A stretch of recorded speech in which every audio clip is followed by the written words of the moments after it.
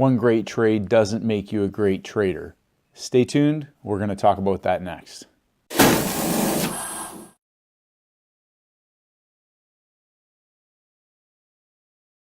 G'day traders, I'm Stacey Burke from Stacey Burke Trading, and today we're going to be talking about one great trade doesn't make you a great trader, but it's the ability to focus on flawless execution on a trade-by-trade basis that creates great trading.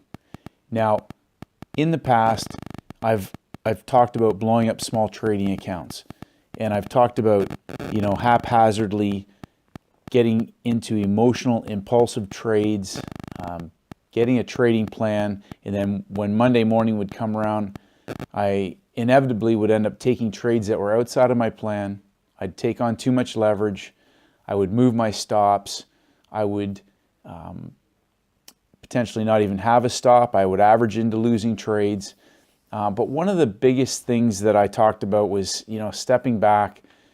Number one, even on the intraday, on the hourly time frames, one of the exercises that I did in order to train myself to be able to focus purely on the trading process itself and just executing and being disciplined and being confident to execute my trade setups when they came, was I went back and took, for example, the British pound, and I went back over the last 24 months roughly of monthly calendar on the economic news releases, and I went on a day-to-day basis, month by month, and I looked for a certain type of setup that would happen over the course of the day as London was opening prior to the announcement. And a half an hour before the announcement, I would go to the 5-minute chart to look if that criteria was met. I would go to the 5-minute chart to look for a specific type of entry prior to the announcement. Now, part of that was twofold: to get into the habit of focusing purely at one time of day for a specific type of setup that I knew showed up over and over again with the British pound. The second part of that was to be able to try and narrow down my risk as tight as possible if the ideal setup came, and it skewed my risk reward even greater, as much as 5 and 10 to 1. So if I was able to tighten up my stop loss onto a 5-minute chart to enter into the trade setup when it came, I wanted to know a couple factors, and one of them was if I entered in before the announcement, would I get spiked out even though I may have been right? So if the announcement came and spiked out, the high or the low of the day of the range, and I was in on a 5-minute bar, would I get stopped out? Now, the second part of that was I wanted to get into the habit of being able to look for this specific type of setup and then going to the 5-minute, and when it came, just training myself to hit the trade, put my stop loss in, and then keeping stats on those trades because I know they show up every month.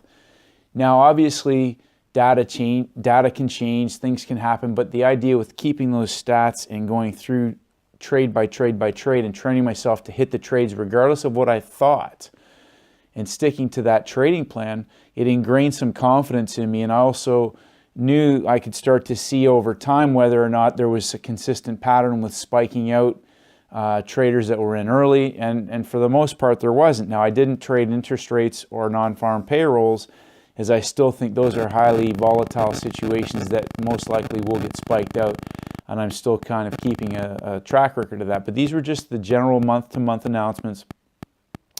And again, this is one of the parts of, in the 7-step daily routine for high-performance traders. If you haven't done so, go to my homepage, download it. It's an audio file.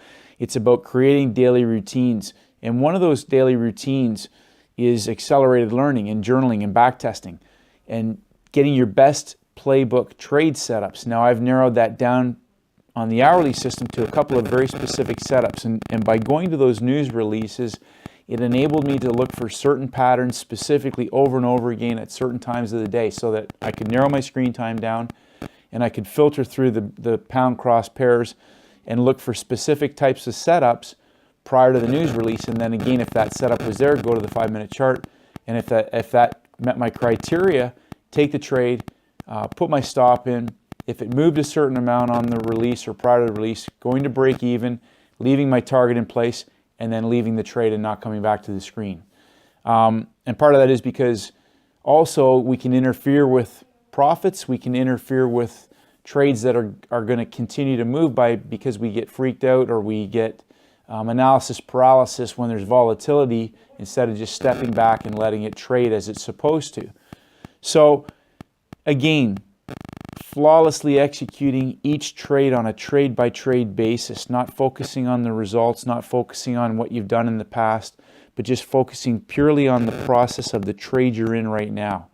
And again, when you can ingrain that by training yourself and going through trade samples, bar by bar by bar, simulating whatever time frame you're on, that's what will build confidence. That's either going to give you some positive expectancy and confidence in your system, or it's going to show you perhaps where you're hesitant, or where you thought you had an edge, there wasn't an edge. So again, I encourage you to either do that with a demo account, or in my case, I used micro lots because that gave me an accurate track record based on my execution in terms of price action, and it kept a monetary scorecard from my account, and it enabled me to start compiling some results. The future's never predictable, but again, in terms of you being able to execute and stick to your trading plan, whether you do that in 10 or 20 block sample sizes to see if there's positive expectancy, it's about ingraining your ability not only to have the entry, exit, trade management, stop loss tactics in place, but also your ability under fire to execute with discipline and confidence and not hesitate. When we get on a live screen, the numbers are scrolling, the bars are moving up and down, traders tend to get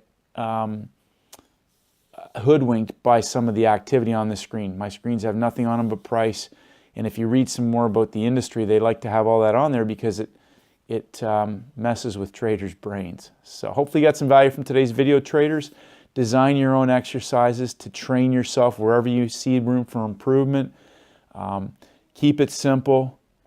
Focus on flawless execution. Stay disciplined. Focus on constant progress. And may the markets go with you.